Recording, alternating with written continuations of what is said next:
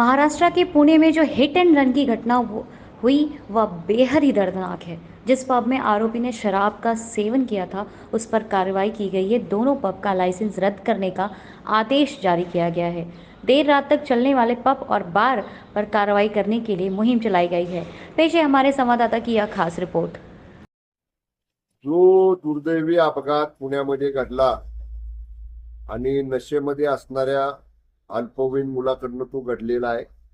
या अनुषंगानं आमच्या राज्य उत्पादन शुल्क विभागानं सुद्धा ज्या पबमध्ये हा अल्पवयीन मुलगा मद्यप्राशन करत होता त्या पबवरती कारवाई केलेली आहे। तिथल्या दोन्ही पबचं जो परवाना आहे तो सस्पेंड करायचे आदेश आमच्या तिथल्या स्थानिक अधिकाऱ्यांनी काढलेले आहेत।